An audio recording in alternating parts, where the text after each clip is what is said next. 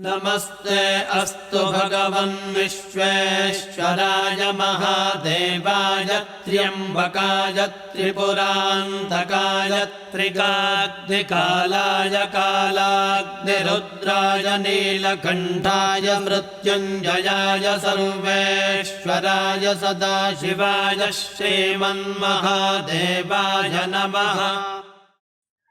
Loving Sai Ram and a warm welcome to each one of you, dear brothers and sisters, to this satsang from the studios of Sri Satya Sai Media Center.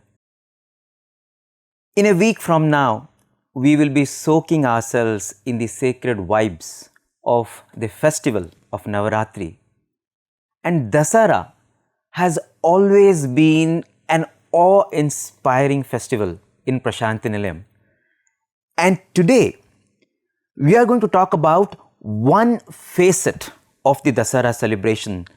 In the next week, you are going to have a detailed discussion on the beautiful history, the lovely beauty, sublimity of the Dasara celebrations in Prashanthi Nilayam. We are not going into those details, but we are going to take up only one facet of the Dasara celebration. And joining me in this beautiful endeavor is Brother Amey from the Sri Satya Sai Center for Human Values.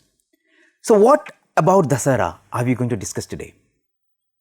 Dasara, the moment you utter the word Dasara in Prashanthi Nilayam, what comes to your mind is those powerful, recharging, energizing, sonorous chants of the Vedic hymns. At least that's what surfaces in my mind, because for so many years, you have had the beautiful Veda Purusha Saptaha Jnana Yajna, and Prashanthi is overflowing. You are bathed in those sacred vibrations. And when you think about it, Bhagwan has been the Veda Purusha. He said, I have taken this form for Veda Rakshana. And he has been encouraging students, devotees right from the 50s to chant the Vedas, to learn the Vedas. But something beautiful happened in the last 9 years of his physical sojourn, when Bhagwan made Vedic chanting synonymous with darshan. Isn't it, Amey? Absolutely, yes. I mean, it was like if the Vedam chanting started, then Bhagwan is going to emerge. Has the Vedam chanting mellowed down? That means Bhagwan is inside. Has the Vedam chanting volume increased? That means Bhagwan is outside. It is like, if you want to see the Lord, if you want to see the form of the Lord, you should be tuned to the word of the Lord. And the word of the Lord is the Vedas. And that is how Bhagwan in 2003 instituted this mass chanting of Vedam during darshan. In fact, the way it happened, Bhagwan started asking the students, how many of you know Rudram? This is the first thing that came from Bhagwan's mouth. How many of you know Rudram? And the list was sent to Bhagwan. Swami told those boys to come and sit in the front. All this happened sometime in 2003, September, October 2003. And Swami would come out, sit and just listen to the chants. And it happened that there were days when the chants would go on for half an hour, 45 minutes. In fact, they used to cut into the bhajan time. There were days when Swami didn't even want bhajans. He just sat, just heard Rudram and Purusha Suktam and Shri Suktam and asked for Aarti, and he went. And that continued for so many days. Until one day, Swami told a research scholar, from tomorrow onwards, when I come for darshan, the Veda chanting should begin. And that is how darshan and Veda chanting became similar spiritual sadhana for everyone. Bhagwan was letting the world know that Veda chanting is as important as seeing the Lord. And we thought this Rudram, which was so dear to Bhagwan, which Bhagwan made it a part of the Prashanthi routine. The early morning chants, Prashanthi wakes up with the chants of Rudram. After that, you have the Nagar Sankirtan. Morning prayers, you have Rudram. Evening prayers, you have Rudram. So this Vedam chanting, which has become the signature sound of Prashanthi Nilayam today, this is what creates that ambience. This is what creates that vibration. when you step into Prasanthi Nilayam, you feel you have stepped into a different world, into a paradise of peace. And I think it is these beautiful vibrations that make Prasanthi so special, isn't it, Amey? Absolutely. In fact, today, not only does it make Prasanthi Nilayam so special, but through the Sri Sathya Sai Media Center, when everybody logs into Prasanthi Nilayam at 8 o'clock in the morning, there's a Prasanthi in every house, and it starts with the reverberations of the Sri Rudram. So there is a Prasanthi being created, and I'm sure a lot of devotees also write that the moment the Omkaram starts and the curtains, go apart, revealing the Sannidhi to all of us, there is Swami seated in every home in the and especially in these times when you're not able to come to Prasanthi Nilayam physically. Exactly. So one of the things that we will try to deal with is Vedam has always been very, very dear to Swami. But for a very long time, it was restricted to possibly the few minutes before a divine discourse. Correct.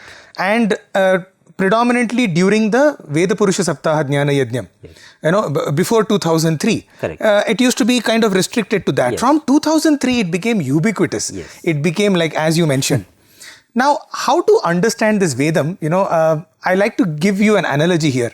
So imagine that you have the ultimate course that you want to take, okay? Let's say the course of self-realization. Okay. And there is this main book, the main text, which is going to teach you how to get to the self-realization, and all of us want that. And over the years, the aeons and the yugas, several masters have come and they have given a commentary on that book. So all the courses that we have been attending thus far have been commentaries on that main book. Yes. Now imagine if I were to tell you that the original author of that book has come down and he is going to take a course on the book of self-realization. Wow. Which course would you like to attend? Please tell me. The reason I'm saying courses because these days there are so many online courses, one that I'm attending myself. But I was just thinking that imagine if the original author were to introduce a course to us. Yes. Okay, and that is Bhagwan Sri Sathya Sai Baba offering us the course of Vedam. Yes. And in that Vedam, there's a very beautiful line which goes as follows. It says, Vidyaso Shruti Ritkrishta Rudrai Kada Sinishrutau Tatra Panchakshari Tasyam Shiva Ityekaksharam Dvayam. Wow. Which means that amongst all of knowledge, amongst all Vidya, the Shruti, the Vedas are the ultimate, Utkrishta, which is the ultimate. Yes. And within the Vedas, the Rudram is considered to be the ultimate. And within the Rudram, it is the Panchakshari mantra, Om Namah Shivaya or Namah Shivaya, which is supposed to be the heart of Rudram. And within that Panchakshari, Shiva, the two-syllabled, Dvayaksharam, the two-syllabled Shiva is the heart of that. Wow. And now how incredible that Swami made us chant Rudram. Whether it was Krishna Janmashtami, whether it is Ramanavami, Yes. whether it is Navaratri, Yes. including the fact that the reason why we have taken Rudram today is even during the Navaratri Veda Purusha Saptaha Jnana Yajnam, the one homam that goes on every day is the Rudra Homam. Okay, so every day you will hear the sounds of the Rudram and Swaha. Right? So that is how important Rudram is. Yes. And Swami gave us that ultimate crash course so easily. We didn't even ask him. Now, what is so special about the Rudram? The Krishna Yajurveda, strangely the Yajurveda, remember that because Swami's residence was also called the Yajur Mandiram. In the Krishna Yajurveda, this Sri Rudram comes right bang in the center of the Rudram, and it is therefore considered to be the most beautiful part. So it forms the 5th chapter of the Taittiriya Samhita of the Krishna Yajurveda.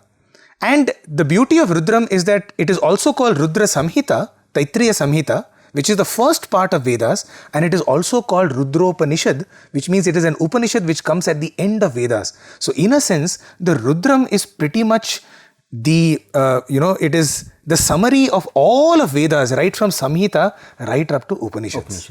How beautiful is Rudram and how is it connected to Swami? Let me, we know this very well. Probably one of the most dearest devotees of Swami was the Venkatagiri Maharaja. And we all know about him. He was a big man, 6-footer, and he loved Rama, and Swami had given him the darshan of Lord Rama. And after that, he was convinced that the one who was coming to visit him, was none other than, Sarvadevata Swarupa.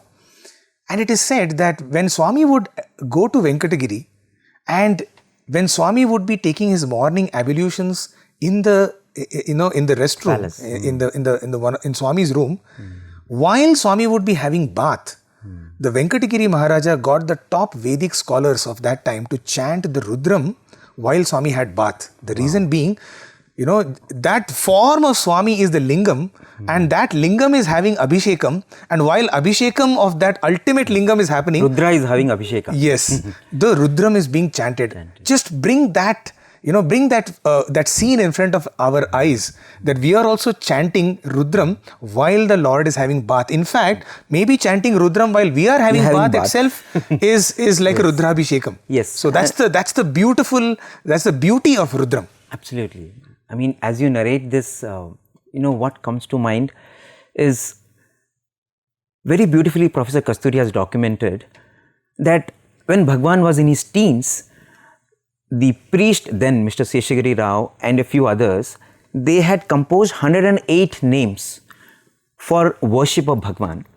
And later on, when Professor Kasturi became in charge of the press, there was a request to reprint that book.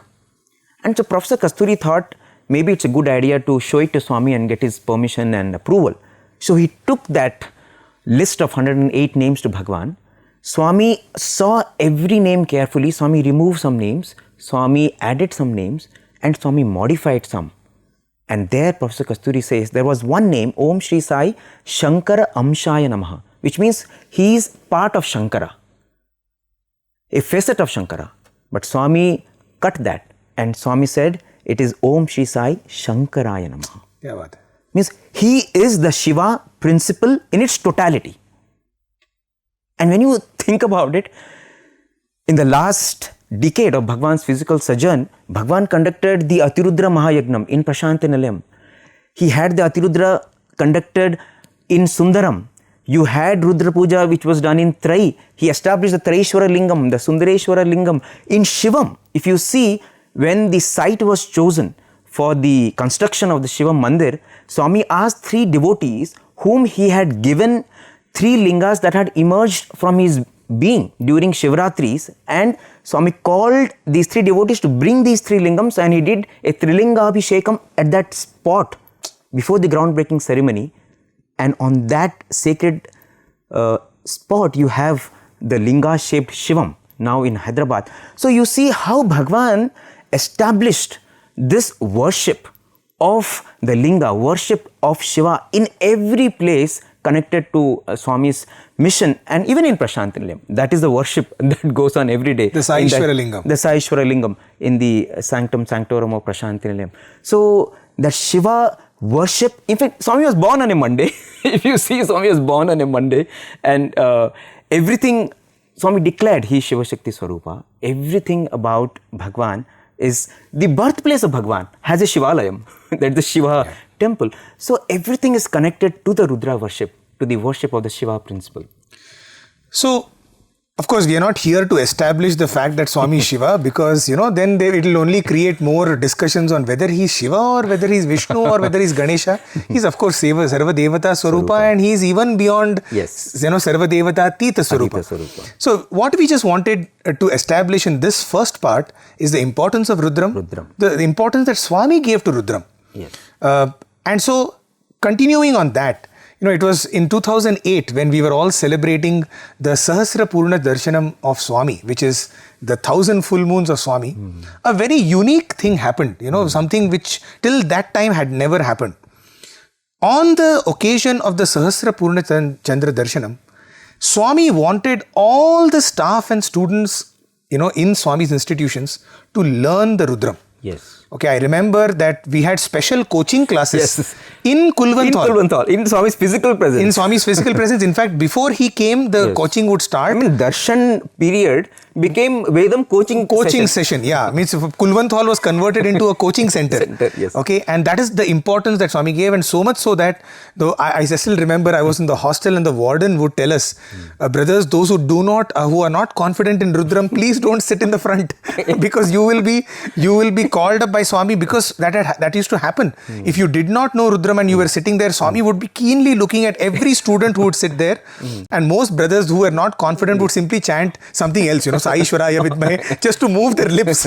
But at the same time, so many took to learning Vedam because learning Rudram became passport to divine physical proximity. And Swami had asked for lists, and those who were the best chanters in the university, unfortunately I was not part of that, got special Angavastram and dhotis from Swami's divine hands. I think almost 500 boys were handpicked for chanting Rudram. Okay, so that was the 2008 the importance of Rudram. And I still remember that every night, in every room in the hostel, in the senior boys hostel as well as in the junior boys hostel, we all sat together and we would learn Rudram. And Swami also talked about the meaning of the Rudram. Yes. So let's now go into how does the Rudram come about? Why Rudram and why not Shivam? It is strange that in Rudram you have the Panchakshari mantra, which is Om Namah Shivaya. It's not Om Namah Rudraya, right? So this word Rudra has several root words. Just like, the complexity of Sanskrit is such that it has layers of meaning. And so the word Rudra has got 9 different root words. Okay, and for example, it is Rudra also comes from the end notes of the music. The last note of music is the root word of Rudra, it is said. Then another is the most, ubiquitous meaning, or the ones that we all know, is the one who destroys, the one who devours. Rudra is the one who devours all the sorrows. So like that there are several meanings of this word Rudra. Yeah, absolutely. In fact, as you are mentioning how Sanskrit is such a coded language, you can understand every word of Sanskrit through 9 forms of grammar, and through each form of grammar you can get 9 meanings. So every Sanskrit word potentially has 9 different meanings. Yeah, 9 into 9. Oh, okay. It has 81 meanings. So that's why how much ever we say that, okay, we have understood the meaning of this mantra, our knowledge is very, very, very, very inadequate. Correct. But at the same time, whatever we can understand, that itself is so beautiful and so profound. Yes. Like for example, one very beautiful meaning of Rudra, Bhagavan explained in summer course in 1972. Swami said the word Rudra is equivalent to the word Rodana. And Swami says, Rodana means all life forces function because of divine strength. See, when a newborn baby comes into the world, the first thing the baby does is crying. So Rodana actually means to cry. To cry. So that is the sign that all the organs are functioning properly, that the life force is operating. In fact, when the baby cries, we are very joyous. Yeah, we are joyous because you know that now the life force is perfect in the baby.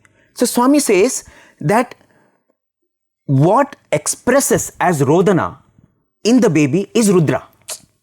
Rudra which expresses as Rodana. Wow. So when you are born, it is through a Rodana, and when you die also you cry. So again it's a Rodana. You operate your entire life with the power of the Rudra from Koham to Soham, as Swami says. That happens because you are energized by Rudra. That is one meaning of Rudra. Beautiful. There's so many meanings of Rudra. Exactly. Yeah, we could spend the next 1 hour just discussing that. Yeah. So coming to the Rudram per se, we all know that there are 2 parts of the Rudram, which is, it's called the Namakam and the Chamakam. And how we know that they're Namakam and Chamakam is simply, if you just hear the Rudram, we will know where Namo, Namo, Namo comes. Where we are giving our salutations to the Lord, it is Namakam. And where Chame, Chame comes, that is Chamakam. So a lot of people, have different thoughts on this. The first one is almost like buttering the Lord, and the second part is to ask the Lord. So having buttered him now, you can ask something from him. But Swami gives a very beautiful meaning. He says, if you look at the Rudram and if you look at the Namakam part, there are very strange names of the Lord. We say that Nicherave Paricharaya Ranya Nam Patayanam, the one who roams through forests, we pray our salutations to him. Like that there are very kind of funny and inexplicable or ununderstandable words that come through the Rudram. What Swami is basically telling us that wherever you see in the universe, wherever you see in the world around, it is pervaded by the Lord. Okay, so the Namakam is nothing but our ability to see the Lord in everything around us. So whether it is in the lightning, whether it's in the thunder, whether it's in the blade of grass, whether it's in a forest, whether it's in mountains or in oceans, everything is filled with the presence, the pervasiveness of the Lord. Wow. And that is what Namakam is. And therefore, there is only one being from whom I can ask something. Okay, because only He exists everywhere, and that is Chamakam. And whatever I want to ask, I will not ask the world, because the world on its own does not exist. Whom to ask? Ask only the Lord, because only the Lord is capable of giving you. And so the chame, that is, we ask for everything from children to prosperity to, to status, position, power, whatever we may ask for. Okay, we will ask only from God. Nothing, no other entity is worth asking for because it doesn't exist. Yes. The only entity that exists is the Lord. Wow. So how beautifully He has explained to us that the Namakam and Chamakam is all about keeping God as the center of our lives. Wow. In fact, in another discourse, Bhagwan gives another lovely meaning of Namakam and Chamakam. This is a discourse on August 9, 2006. Swami says, Sri Rudram is comprising of Namakam and Chamakam. The Namaka emphasizes the aspect of detachment, and the Chamaka stresses on the aspect of desire. But Swami says the essence of both is same. The essence of both is one. And I was trying to understand this. A senior brother shared how once when a few students were with Bhagwan in the interview room, the discussion moved on towards karma and how you can come out of the cycle of birth and death, and how you cannot be bound to the actions that you're performing. And in that context, Swami suddenly said, but there is a secret by which you cannot face the consequences of your actions. You can be out of the cycle of facing the consequences of your actions. And so all the boys got curious, and so they started thinking, what could it be? Is it selfless service, nishkama karma and all that? Then Swami said, no. The easiest way to ensure that none of the actions attach themselves to you is whatever you do, offer it to God. And one boy got so excited, Swami, is it so simple, Swami? If I just do this, will nothing affect me? Swami said, yes. Whatever you do, Sai Shwararpanamastu. Can you do it with this feeling? Then it will not touch you. And now, as you said, Namakam is to see God in everything. God is He is the resident of the mountains. He is there as the one who's flowing in the rivers. Now, if God is there in everyone, God is there in the ignorant, in the arrogant, He is there in the intellectual, He is there in the irreverent. At the same time, if we can see God in everything, so the only way we can worship God is to see God in everything. Seeing God in everything is the worship of God. I think, and when you have that kind of an attitude, obviously you are not attached to anything. So that is the detachment that Namakam gives you, because you are not attached to anything that you do, because you are only worshipping God and offering everything to God. Now, when do we do the Chamakam? And what do we do in Chamakam? As you said, we ask for everything in this world, anything that will give us happiness now and hereafter. And in Chamakam, when do we ask? We ask after we have recognized that God is there in everything. So when we are asking God for all the material things, we are asking not the things. We are asking because we have recognized that God is there in everything. Our focus is God. We want not the objects. We want that because of what is the permanent thing in those objects. So when we have that kind of an attitude, then every desire is sublimated. So that's what Swami is telling, the aspect of detachment and the aspect of desire. Everything is, the essence is one, because ultimately you are not desiring objects. You are only desiring God in the objects. And they say, the best way to attach yourself to God, to detach yourself from the world, is to attach yourself to God. And I think that is what is in essence Chamakam and Namakam. And as you have mentioned, Bhagwan, that's a very beautifully says in the discourse that Sri Rudram is the essence of all the Vedas. Rig, Yajur, Sam, Atharvana. after Bhagwan has started this mass movement, universalization of the Rudram chanting, every now and then we come across so many people who have benefited tremendously from chanting of the Rudram. I remember a devotee writing from the Middle East saying how her 80-year-old mother, whenever she chants Rudram, she feels so energetic. When everybody else in the home gets the infection, she does not get an infection. There's another person who, in 2007, he traveled all the way to northeast of India and he taught Vedam. And he says one day a person came to him and said, if I chant Rudram, will I be cured of a deadly infection? That person was infected with a very life-threatening disease. And he said, yeah, Rudram can cure if you have that sincerity, chant. And this person says when he came back after 6 months, he just suddenly remembered that and he called.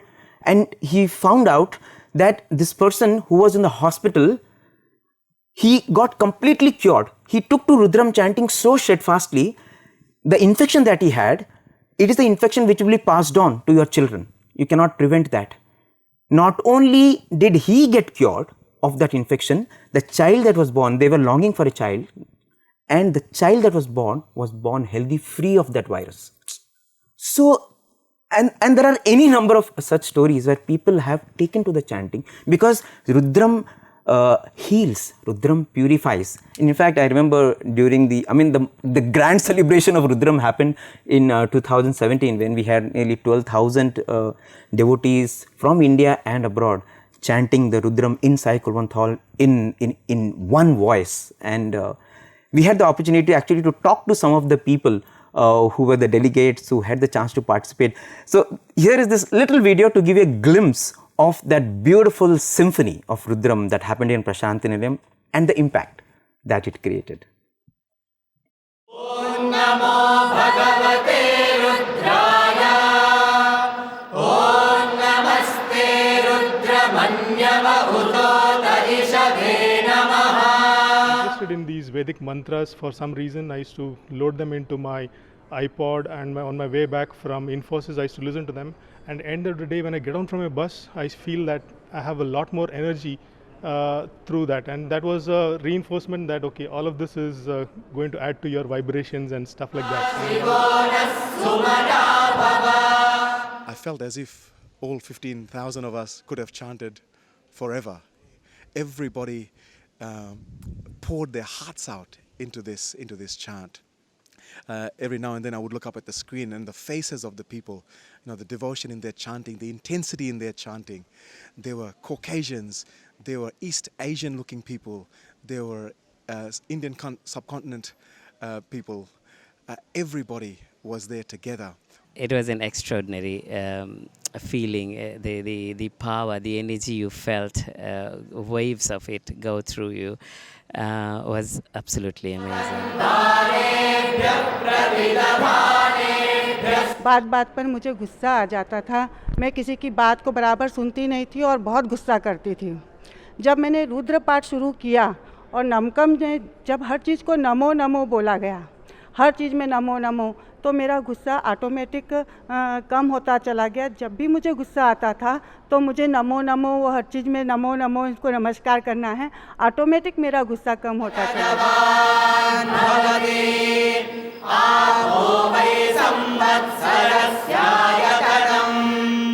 What started as Veda Patashalas, perhaps sometime in the 60s, I used to think, Swami has said that nothing in his mission will ever fail, but Veda Patashala started and it closed.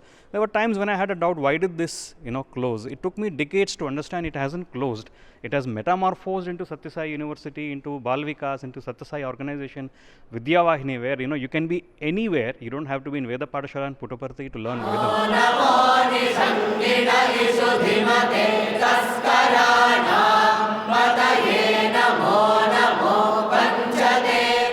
Today children are distracted by various devices. So in our school, we were all called, all the parents were called, and they presented a very sophisticated study explaining what is meant by instant gratification and delayed gratification, and how a study, it took 2 decades to show that delayed gratification, when children are taught delayed gratification, they become much more accomplished adults. And as I was standing and watching the seminar, Dato Jagadishan explained that it is nothing but Shreyas and Preyas. No, the instant gratification is preyas and delayed gratification is shreyas. So all these concepts which the Westerners have taken 2 decades have been given to us so early on in life. So then I realized, we had all these concepts taught to us long back. All we have to do is implement it. समस्तलोकाः सुखिनो भवन्तु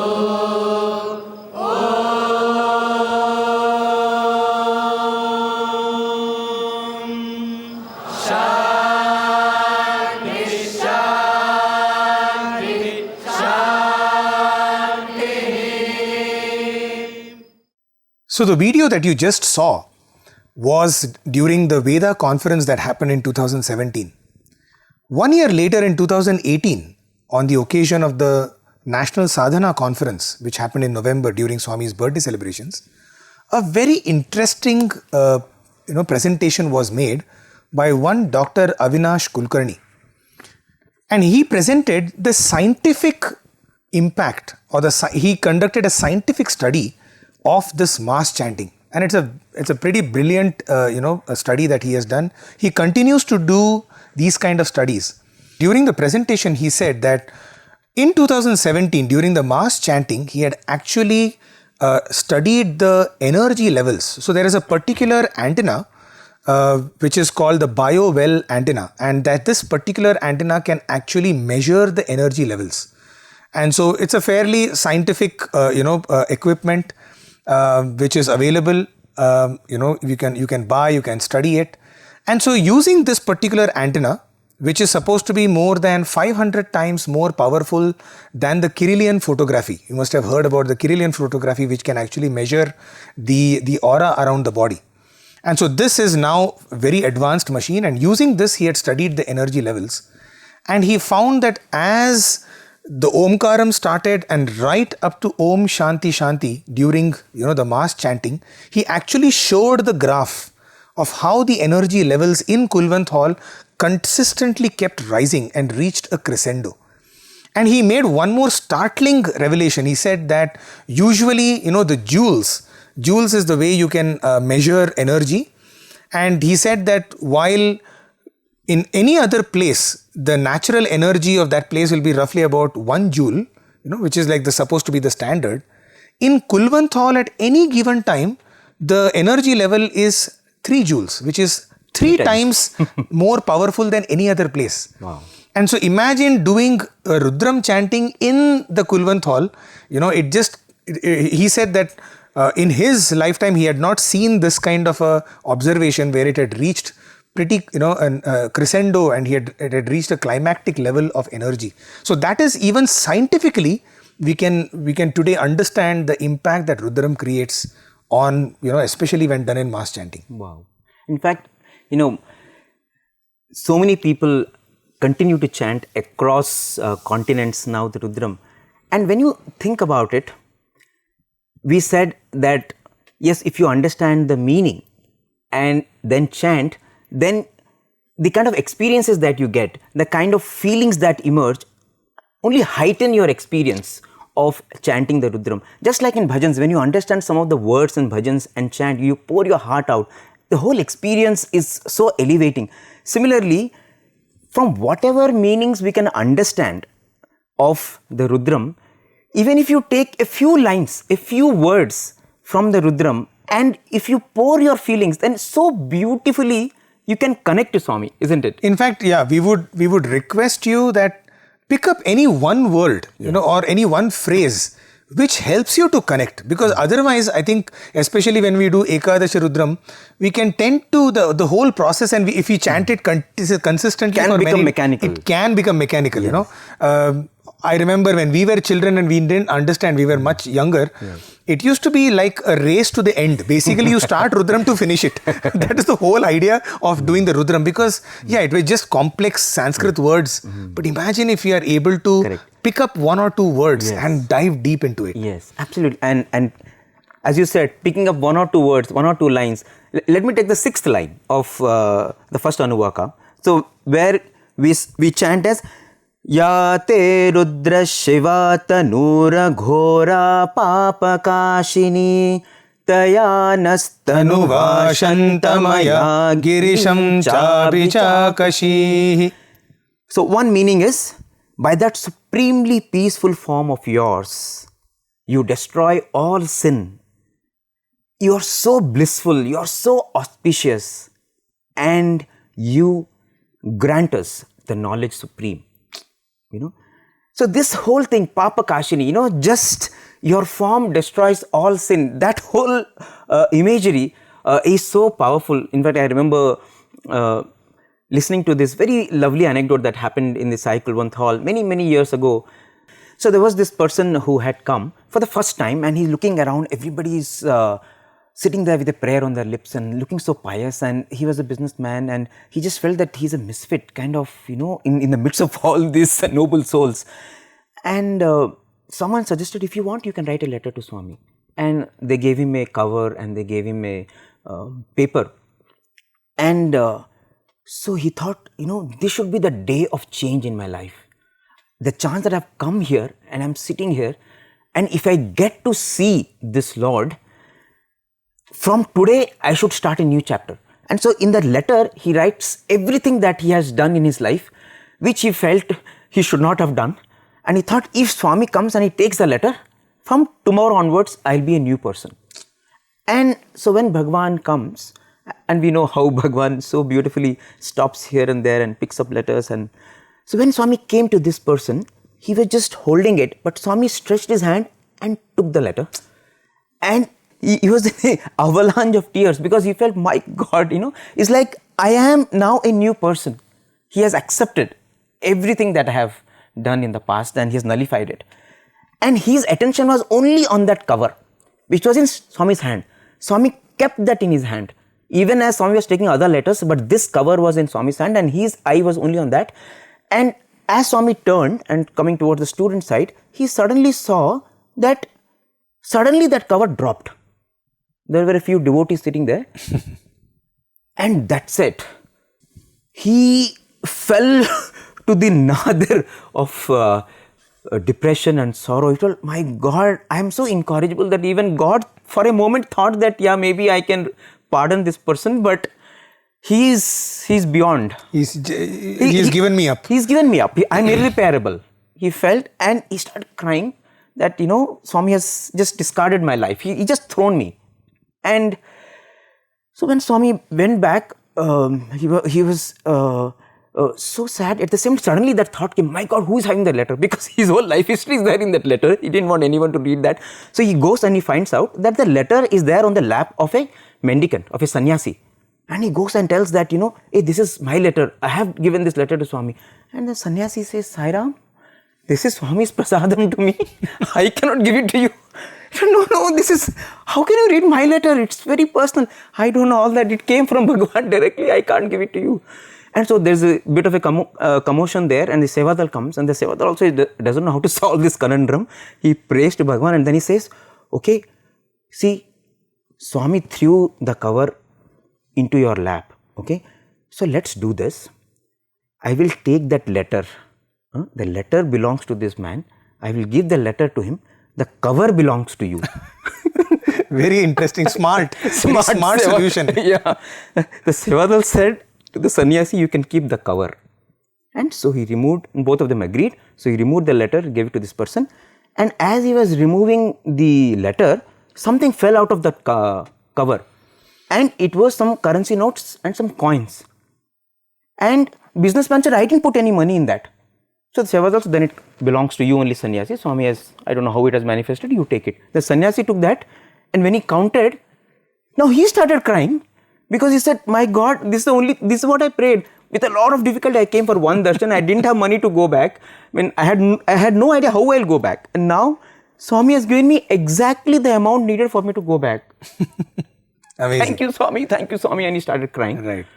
And after that, this businessman took the letter, and as he opened, now he again was a sea of tears, because everything that he had written had become just white. Blank. Wow. He said he thought that Swami has discarded him. Swami has discarded his past, not him. Wow. Everything was clear. Beautiful. So That is how, just one darshan. That's what is Tanura Ghora Papa Kashini. Whatever Aghora. In fact, one doctor once asked Swami, how many sins of ours will you forgive? And Swami said, as many as you commit. As many as you commit, provided there is non-repeating repentance. Yeah, and it doesn't mean that we have a blank check for it. But provided there is repentance. Yeah. So how beautiful if we as we just contemplate on this word. So every time we chant this Rudram, we can think, Swami, so many times I have faltered, so many times I have made mistakes, but still you have lifted me up, still you have loved me, still you have cared for me. Yeah. And what we will try to do in the next few minutes is just take a few words and whatever stories come to our mind, we'll try to share with you, only to let you know that while you hear this and when you chant Rudram, you take up your own, the words and the epithets and the gunas that are being told in this Rudram, you take a few of them and contemplate on their meaning. So here is another beautiful line, which, from the first Anuvaka once again. Asau yastamro aruna uta babrusu mangalaha. Okay, so this actually is a very beautiful, imagery.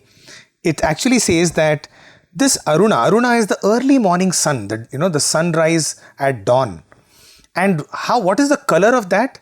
It is Babru. Babru means orangish, orange brownish in fact. And Tamra means copper red. Okay, and when we were kind of discussing and we came across this and we said, wow, this avatar is born in 1926. This Rudram is written like, thousands of years ago. And yet they knew how our Lord was going to look like. Because exactly the orange and the copper red. And I'm sure, dear brothers and sisters, if you would have seen the innumerable photos and videos of Swami, one thing you will figure out is that in every photograph he looks different. Sometimes he looks very fair, like Bhasma Bhushan, Bhasma Lepana Sarvangam. That is the one who has put ash all over his body. But most times, he would always be in the orange. The Babrus Sumangalaha. Yes. Right? Absolutely. That orange. And what brings to our mind is those early morning and early evening darshans. Yes. Especially when Swami was in Prashanti Nilayam, in the mandir. And, he would switch off the lights in the interview room and then the interview room door would open. And from that darkness of that interview room, this orange flame will step out. Oh my God, that used to be a stunning visual. Okay, what it meant when that orange flame came out. And possibly when we think of Asau yastamro aruna uta babrussu mangalaha. Imagine, take your minds back to around 6:45 in the morning. Yes. And from that darkness, the early morning sun, this orange flame, arises. So, this is another way by which we can visualize Swami's darshan while we are chanting Rudram. And that was the sunrise for all of us. Yes, and that was the sunset also for all of us. Because his evening darshan, coincided with the sunset. Okay, and so that's the beautiful imagery that comes out of this particular line. Yes, absolutely. And as you go on, you take, for instance, another beautiful line. Namo astu Neelagrivaya Sahasrakshaya Midushe. Neelagrivaya means the blue-throated one. Yes. And always this epithet of Shiva, floods your mind with so many moments with Bhagwan, because if you see Swami's life, it was nothing but taking all the problems onto himself. What did Shiva do? He kept all the poison within himself. No, just imagine, he coming out for darshan and what should have been a good time that he would have had on earth.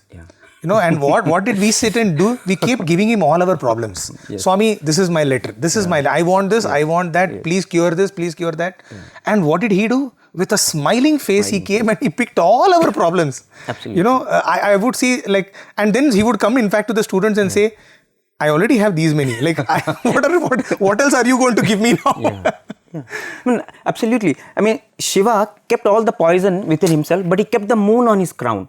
Because what he wanted to give was only the soothing, white, beautiful light. But all the poison was within him. And I think the same thing with Bhagwan. If you just see the number of travels that Swami did. Swami has traveled nearly 3 lakh kilometers, in the whole of South India, North India. And he's gone to every village, every town in Karnataka, Andhra, in Tamil Nadu, in Kerala. I mean, I remember in 1991, once Swami had called a few boys to cut dhotis and prepare these clothes for distribution. In those days, during Dasara, during birthday, always it was a distribution spree. Swami would continuously keep giving sevadals, students, devotees. So when the boys were doing this, one of the boys was massaging Bhagwan's feet, and suddenly he noticed that there is a blister on Bhagwan's foot. And he said, Swami, this is so bad, Swami. It's such a deep blister. Swami, you should not go for Padnavaskam, because in those days we did not have the marble floor like we have now. It was very rough concrete. 91, it was very, very rough concrete. Little better than sand, that's all. I think sand is even better. This is very rough actually. Correct. And Swami would continuously for hours, would keep giving, and people, as he used to take namaskar, people would, press his feet. And Swami said, no, I have to go. So many people have come, so many places, I have to go. No, Swami, please, this is very bad, Swami. That's what Swami did. Swami got a nail cutter and Swami just removed of that. Oh, he just removed of that. People should not know. How did you come to know?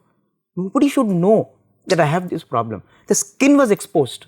And Swami went and he gave Padnamaskaram to the scores of sevadals, and he came back, and this boy was crying, Swami, why did you do this? Swami, you should take care of your body. Swami, this is not my body. This is not my body. If you want, you pray. Exactly. That is what the Neelakantha means. That I will take the poison of the entire body, of the entire world, because this body belongs to you. Yeah. I said, if you want, you pray. The other very beautiful name, Sahasrakshaya. Sahasrakshaya is, he is there everywhere.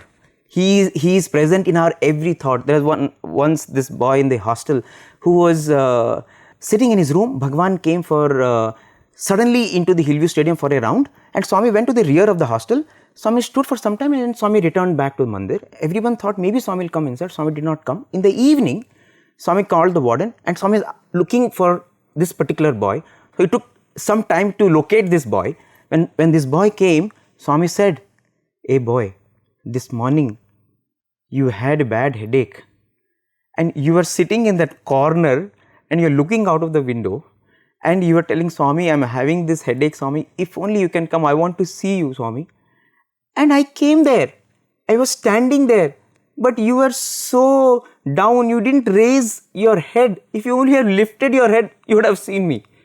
So, I think there are so many such moments where Bhagwan is telling, just lift yourself a little and you can feel my presence. And that is what Sahasrakshaya. I think like this we can go on, take so many beautiful names that are there in Rudram. So one of the easier, I think, lines in the Rudram is also one of our favorite, which is like an invitation to God. If you were to you want to introduce God to someone, how would you do it? I think this is the one line that you can use for introducing God, which is Namaste astu Bhagavan Vishveshwaraya Mahadevaya Trayambakaya Tripurantakaya Trikagni Kalaya Kalagni Rudraya Neelakantaya Mrityunjayaya Sarveshwaraya Sadashivaya Shriman Mahadevaya Namaha.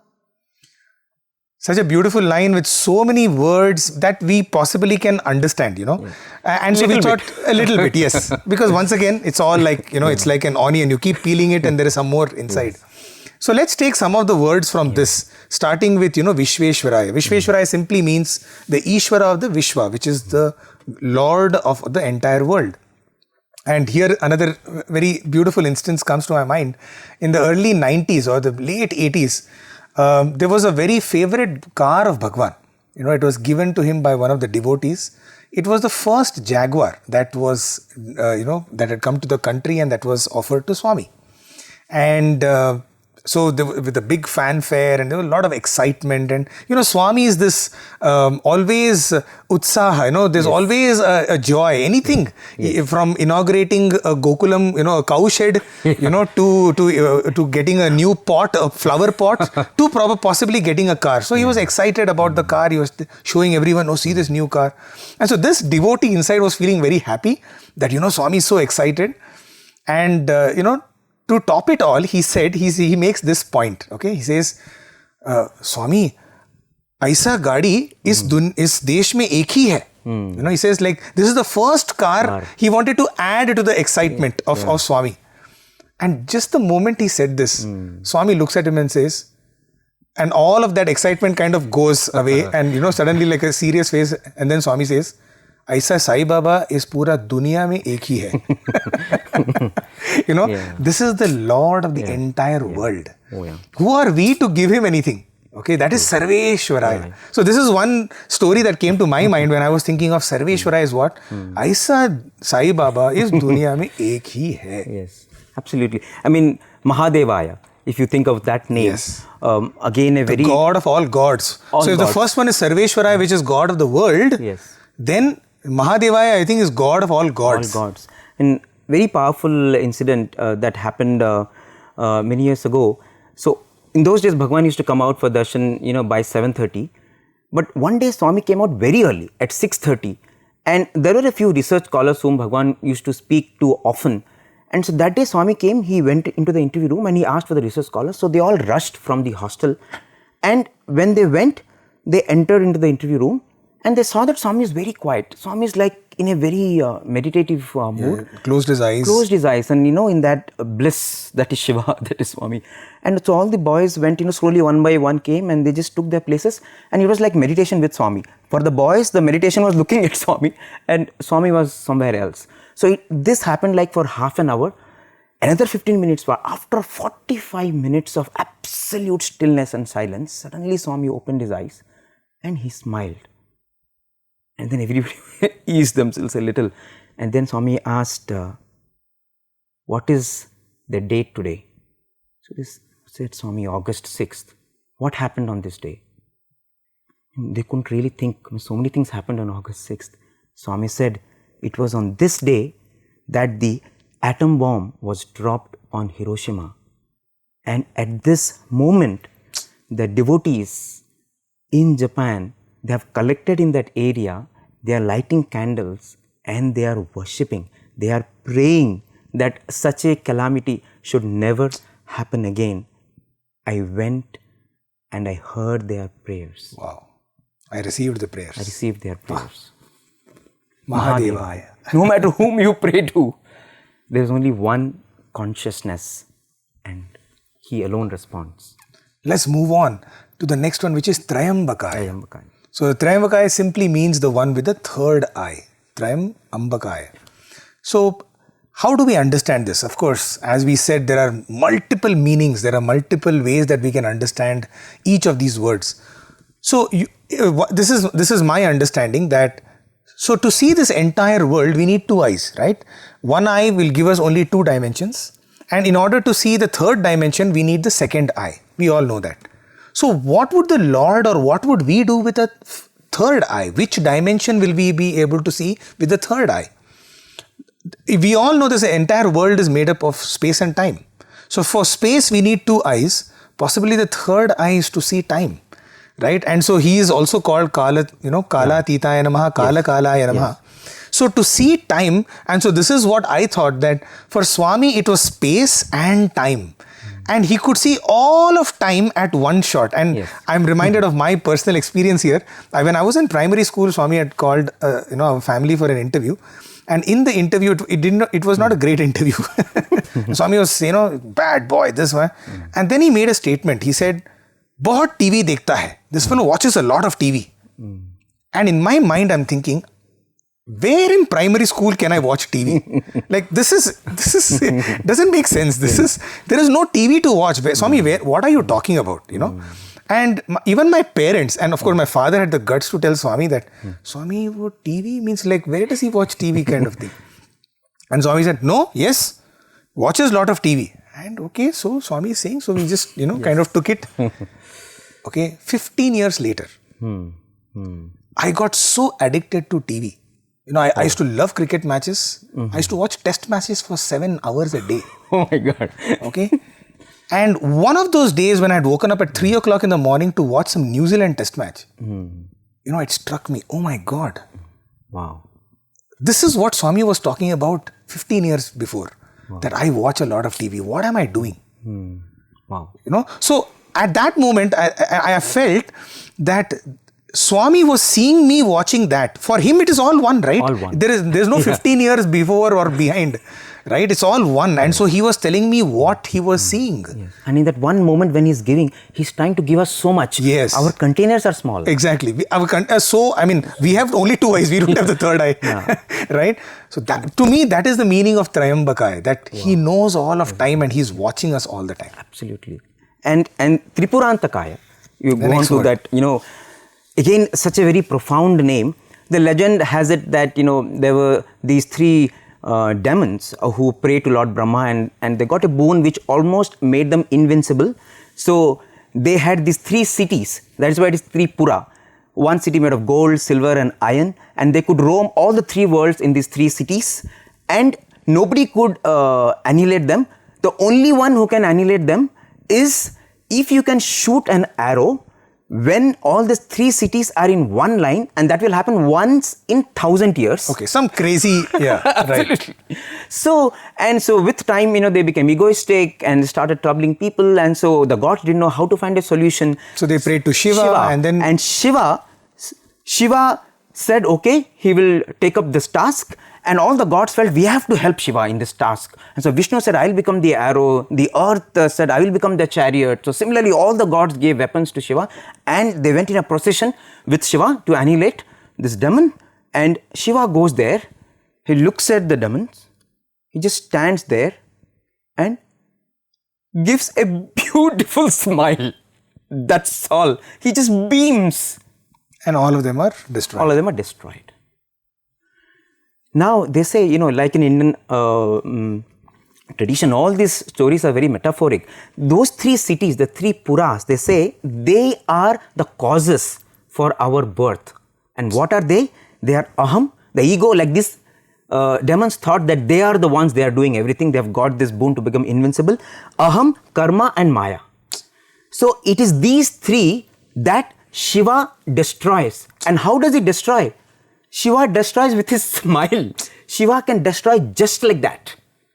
Aham, karma and Maya. Because whatever we are going through in life is a product of grief. And a product of grief is powerless in front of the product of bliss. Product of bliss is Shiva. And if only we can exude that smile that comes from bliss within, then we also can be out of the cycle of Aham, Karma and Maya. Beautiful. Tripurantaka. Another simple meaning of Tripurantaka, the three cities which stand for the wakefulness, the dream state, the deep sleep. So there are many meanings. Moving on to Trikagni Kalaya. What are these Trikagni? What are the three Agnis? Everything with Shiva seems to be like three, right? Tridalam, Trigunakaram, Trinetram, cha Triyayudham, Trijanma Papa Samharam, Ekabilvam, Shivarpanam. So this three seems to have a very, deep connection with the Lord, Shiva, Rudra. So what are these Trikagnis? They usually say that there are three obstacles, there are three fires which stop us on our spiritual path. Right? Swami would often talk about it, which is Adi Bhautik, Adi Daivik and Adhyatmik. And so Adi Bhautik simply means all the physical obstacles that are there in this causal world, right? It could be some time-based things, or it could be our health, right, which is stopping us to do something. It could be a person who is stopping us to do. It could be distances. All of that is Adi Bhautik. Adi Daivik refers to all the mental obstacles that we may have. Our phobias, our prejudices, our biases. Right? And then Adhyatmik. Even beyond the mind, there are certain obstacles which stop us, and those are the very subtle ones like Ahamkara. That sometimes it so happens that I'm able to overcome all of this, but my own spiritual ego stops me from realizing the ultimate.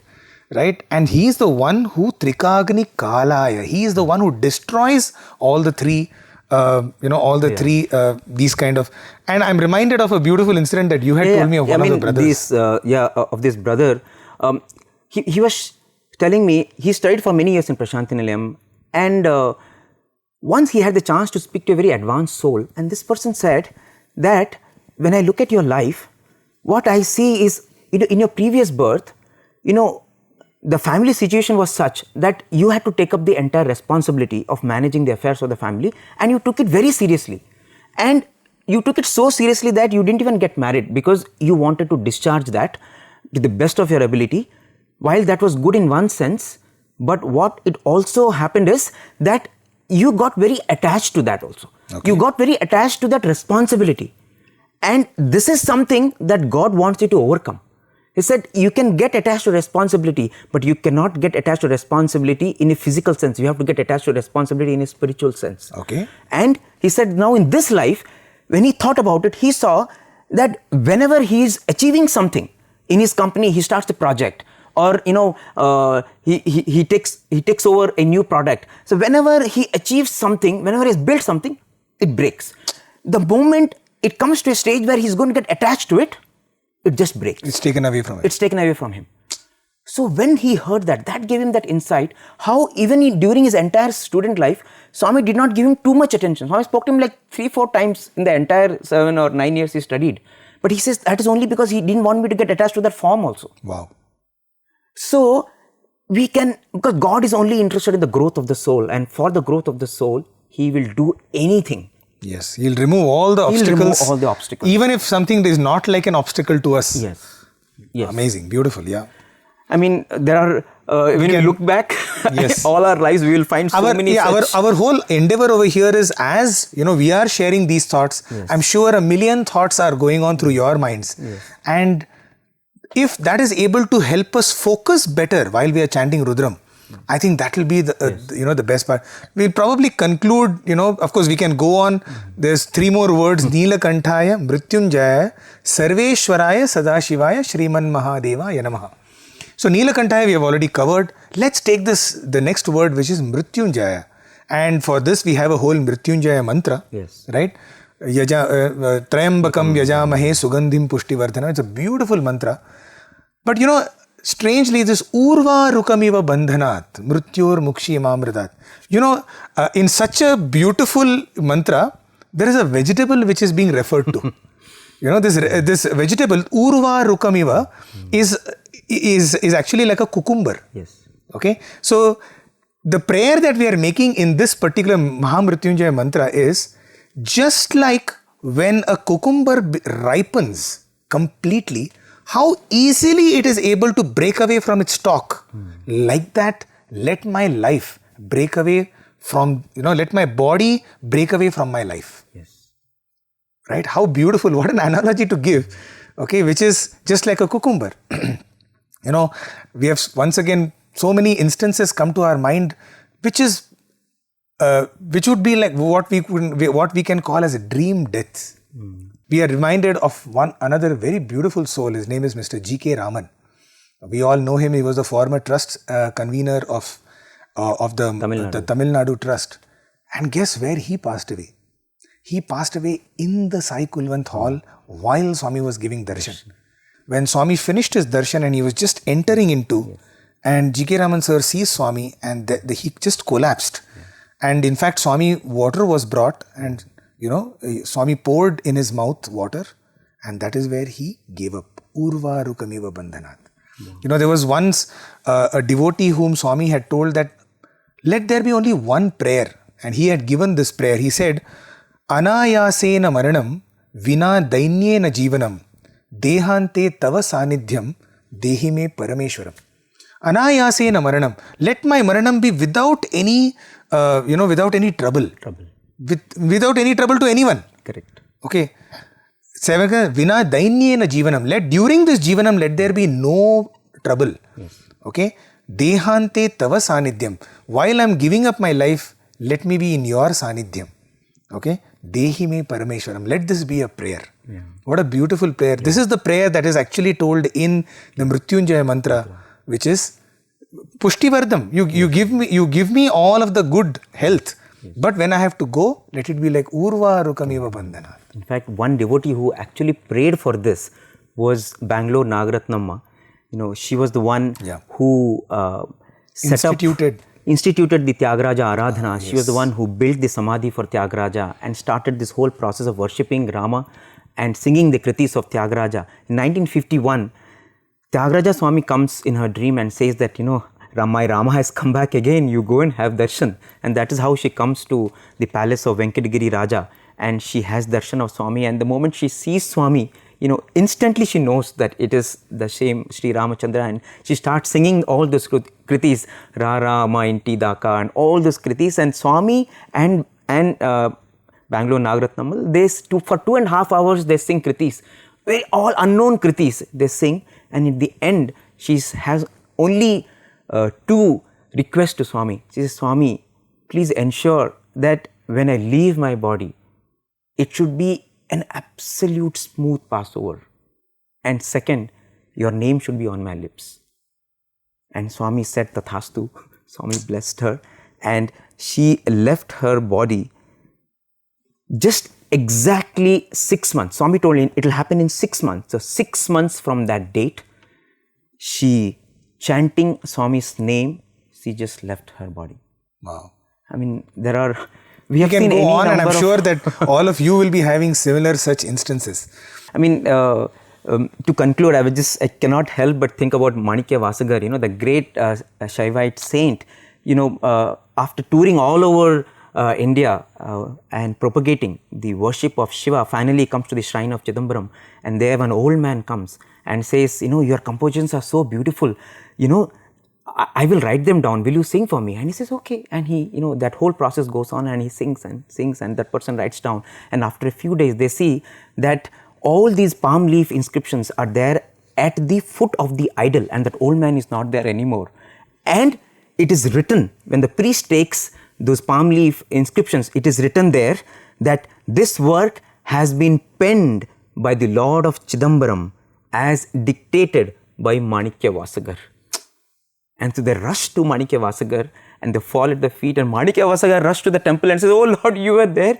I didn't know that you were there documenting. If the Lord wants documentation to be done, he can do it. His own archival system. He can do it the way he wants, however he wants. But Manikya Vasagar cries and says, Lord, you came and I did not know you. And why did you put my name there? You are the one, you gave the word, you gave the syllables, you gave the music, you gave the melody.